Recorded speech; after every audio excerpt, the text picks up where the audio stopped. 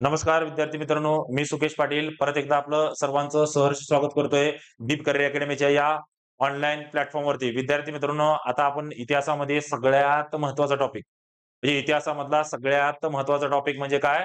समाज सुधारक. लक्षात घ्या विद्यार्थी मित्रांनो, समाज सुधारक. ओके. समाजाला सुधारण्याचं ज्यांनी काम केलंय, अशा समाज सुधारकांचं आणि वेगवेगळ्या व्यक्तिमत्वांचं आपण या टॉपिकमध्ये म्हणजे महाराष्ट्रातील समाज सुधारक या टॉपिकमध्ये आपण अभ्यास करणार आहोत विद्यार्थी मित्रांनो. मग महाराष्ट्रातील समाज सुधारकाचा अभ्यास करत असताना तुम्हाला माहित असेल आपलं महाराष्ट्र शाहू फुले आणि आंबेडकर यांच्या विचारावर चालतं. ओके. शाहू फुले आणि आंबेडकर. विद्यार्थी मित्रांनो, असं बोललं जातं की शाहू फुले आंबेडकर हे एक व्यक्ती नसून एक विचार आहे. काय म्हणलं मी? की शाहू फुले आंबेडकर हे व्यक्ती नसून हे एक विचार आहे. महाराष्ट्राला लाभलेलं ते अत्यंत मोलाचं विचार आहे विद्यार्थी मित्रांनो. त्याचबरोबर विद्यार्थी मित्रांनो, लक्षात घ्या की महाराष्ट्रातील समाज सुधारकाचा अभ्यास करत असताना आपल्याला पहिल्यांदा अभ्यास करावा लागेल जगन्नाथ शंकर शेठ साहेबांचा. काय म्हटलं मी? जगन्नाथ शंकर शेठ साहेबांचा आपल्याला सर्वात पहिला अभ्यास करावा लागेल. ओके विद्यार्थी मित्रांनो, चला मग जगन्नाथ शंकर शेठ यांचा जन्म लक्षात घ्या विद्यार्थी मित्रांनो. जगन्नाथ शंकर शेठ यांचा जन्म कधी झाला? 10 फेब्रुवारी 1803. ओके. कुठं? मुंबई या ठिकाणी झाला विद्यार्थी मित्रांनो. तुम्हाला सगळ्यात महत्वाची गोष्ट कळाली काय? की जगन्नाथ शंकर शेठ यांचा जन्म कधी? 10 फेब्रुवारी 1803. ठिकाण मुंबई या ठिकाणी. मग दुसरा पॉईंट लक्षात घ्या विद्यार्थी मित्रांनो, की त्यांचं मूळ गाव म्हणजे जगन्नाथ शंकर शेठ यांचं मूळ गाव काय? मुरबाड.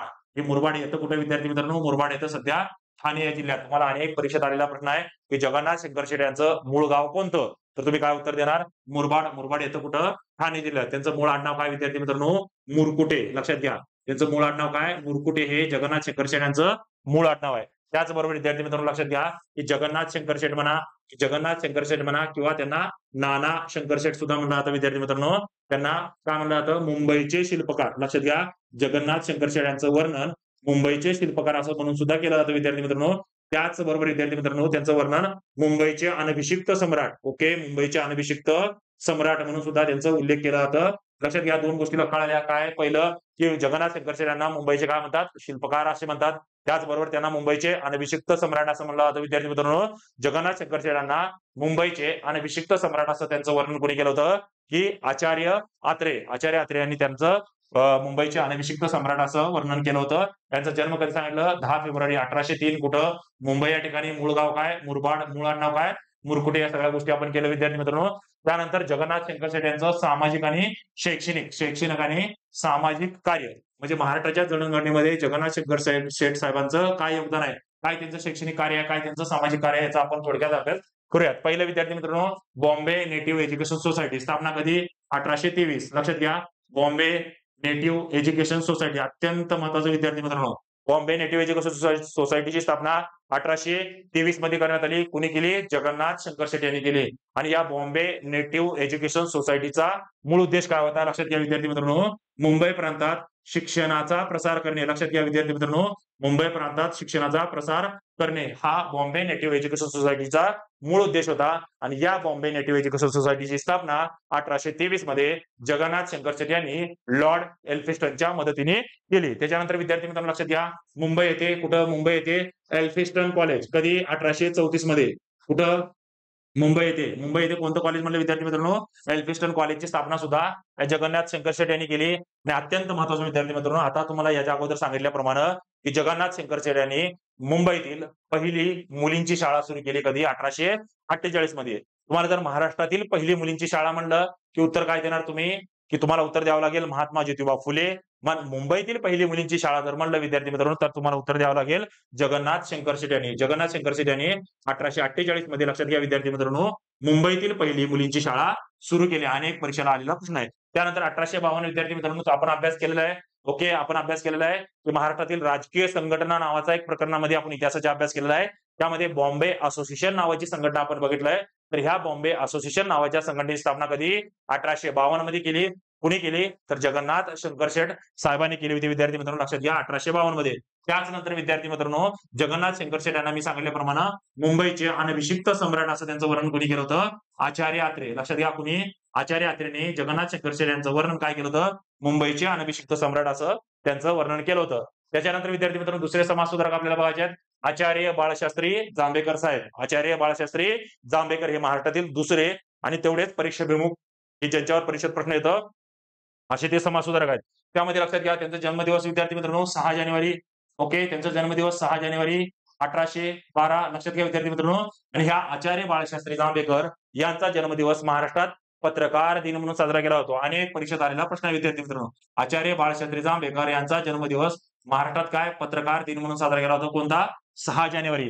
ठिकाण कुठं विद्यार्थी मित्रांनो? पोंबर्ले. जिल्हा कुठला विद्यार्थी मित्रांनो? रत्नागिरी. मग जांभेकर यांचे शैक्षणिक कार्य तुम्हाला माहित असेल विद्यार्थी मित्रांनो. आता सांगितल्याप्रमाणे बॉम्बे नेटिव्ह एज्युकेशन सोसायटी स्थापना कधी सांगितलं? 1823. तर ह्या बॉम्बे नेटिव्ह एज्युकेशन सोसायटीच्या उपसचिव म्हणून हे कार्यरत होते. काय म्हणलं? त्याला डेप्युटी उपसचिव लक्षात घ्या विद्यार्थी मित्रांनो. त्याला काय म्हणतात? उपसचिव म्हणून सुद्धा बाळशास्त्री जांभेकर यांनी कार्य केलंय. त्याचबरोबर अनेक परीक्षाला आलेला प्रश्न विद्यार्थी मित्रांनो. कुठले? अक्कलकोटच्या युवराजाचे शिक्षक लक्षात घ्या. आचार्य बाळशास्त्री जांभेकर. जन्म कधी सांगितलं? 6 जानेवारी 1812. ठिकाण कुठे सांगितलं? पोंबर्ले. येतं कुठं ते? रत्नागिरी जिल्ह्यात विद्यार्थी मित्रांनो. त्यामध्ये त्यांच्या शैक्षणिक कार्यामध्ये काय सांगितलं की बॉम्बे नेटिव्ह एज्युकेशन सोसायटीची स्थापना कधी? 1823 मध्ये. तर ह्या बॉम्बे नेटिव्ह एज्युकेशन सोसायटीचे उपसचिव म्हणून यांनी कार्य केलंय.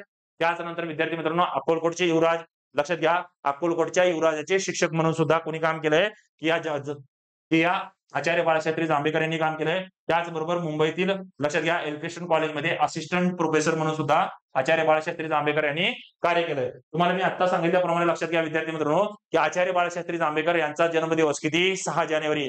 हा महाराष्ट्रात पत्रकार दिन म्हणून साजरा केला जातो. कोणता दिन? पत्रकार दिन म्हणून साजरा केला जातो विद्यार्थी मित्रांनो. का?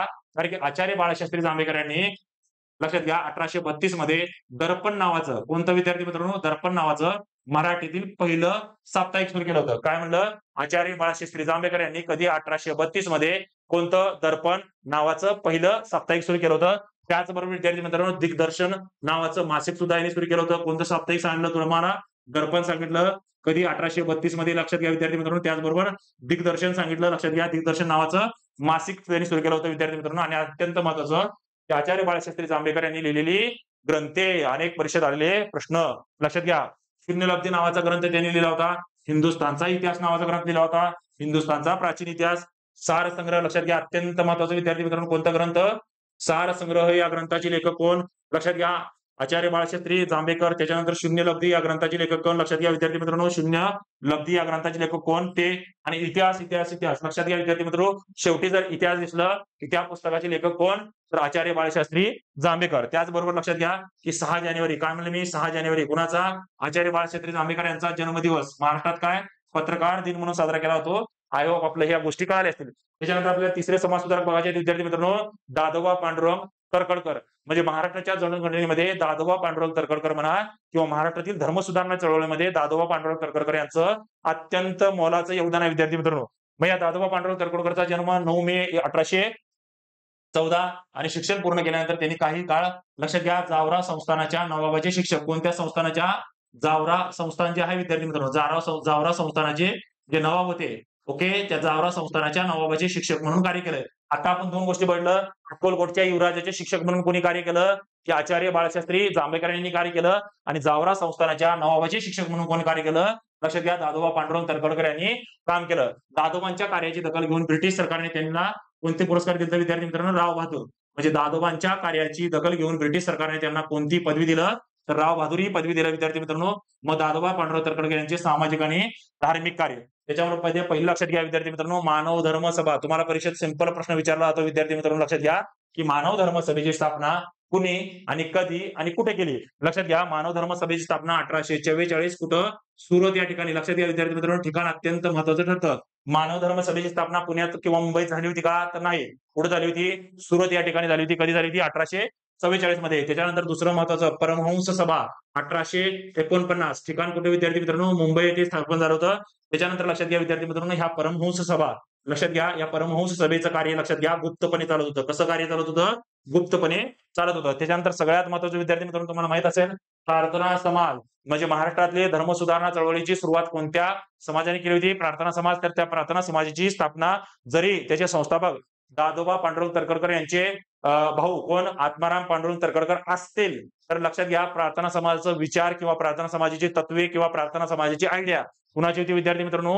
तर या दादोबा पांडुरंग तरखडकर यांची होती. ओके मग दादोबा पांडुरंग तरखडकर यांनी लिहिलेली ग्रंथे मराठी भाषेचे व्याकरण लक्षात घ्या. मराठी भाषेचे व्याकरण लक्षात घ्या विद्यार्थी मित्रांनो. धर्मविवेचन अत्यंत महत्वाचं. धर्मविवेचन आणि विद्येच्या लाभाविषयी विद्येच्या लाभाविषयी हे सगळे पुस्तक कोणी लिहिलं होतं? पहिलं पुस्तक विद्यार्थी मित्रांनो मराठी भाषेचे व्याकरण. मराठी भाषेचे व्याकरण हे पुस्तक दादोबा पांडुरंग तर्खडकर यांनी लिहिलं होतं. त्यामुळेच त्यांना मराठी भाषेचे पाणिनी म्हणलं जातं विद्यार्थी मित्रांनो. त्याच्यानंतर काय सांगितलं? विद्येच्या लाभाविषयी नावाचं पुस्तक त्यांनी लिहिलं होतं. त्याच्यानंतर धर्मविवेचन अत्यंत महत्वाचं पुस्तक विद्यार्थी मित्रांनो. धर्मविवेचन अनेक परीक्षेत विचारलेला प्रश्न. धर्मविवेचन या ग्रंथाचे लेखक कोण? तर दादोबा पांडुरंग तर्खडकर. त्याच्यानंतर लक्षात घ्या विद्यार्थी मित्रांनो परमहंसिक ब्रह्मधर्म नावाचं पुस्तक सुद्धा त्यांनी लिहिलं होतं विद्यार्थी मित्रांनो. त्याच्यानंतर मग शेवटचे समाजसुधारक कोण विद्यार्थी मित्रांनो आजच्या लेक्चर मधले की गोपाळ हरी देशमुख. त्यांचं नाव उल्लेख काय केला जातं? लोकहितवादी. जन्म 18 फेब्रुवारी 1823 कुठं? पुणे. त्यांचं उपनाव काय विद्यार्थी मित्रांनो? सिद्धे हे त्यांचं उपनाव होतं. ब्रिटिश सरकारने त्यांना दिलेल्या पदव्या जस्टिस ऑफ पीस आणि राव बहादूर. लक्षात घ्या विद्यार्थी मित्रांनो. काय म्हणलं आपण? सध्या लोकहितवादी म्हणा किंवा गोपाळ हरी देशमुख यांच्या संदर्भात अभ्यास करतोय.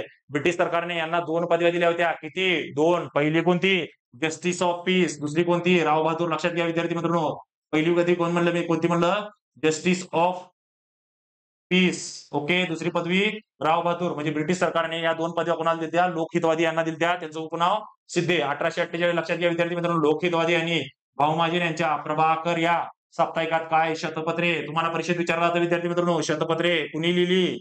ओके. शतपत्रे कोणी लिहिली? लोकहितवादी यांनी लिहिली. ओके. शतपत्रे कोणी लिहिली? लोकहितवादी लिहिली. कधी लिहिली विद्यार्थी मित्रांनो? 1848 मध्ये. कशात लिहिली विद्यार्थी मित्रांनो? भाऊ महाजन यांचं कोणतं?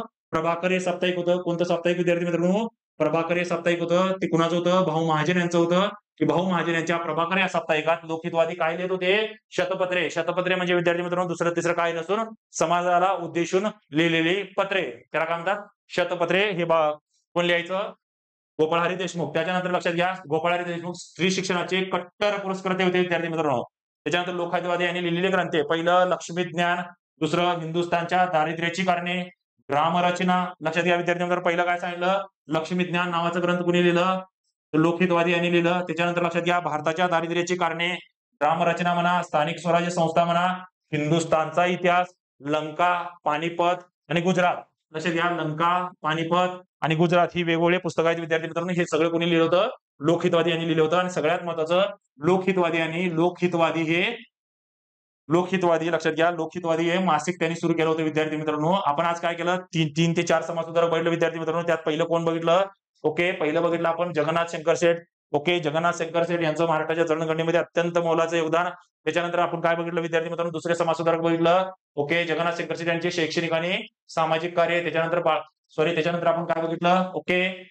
जगन्नाथ शंकर शेठ यांच्या कार्य. त्याच्यानंतर आचार्य बाळशास्त्री जांभेकर यांचा जन्मदिवस 6 जानेवारी महाराष्ट्रात पत्रकार दिन म्हणून साजरा केला जातो. त्याच्यानंतर दर्पण नावाचं काय म्हणलं? साप्ताहिक. पहिलं साप्ताहिक मराठीतील पहिलं साप्ताहिक. लक्षात घ्या कुणी सुरू केलं होतं? 1832 मध्ये.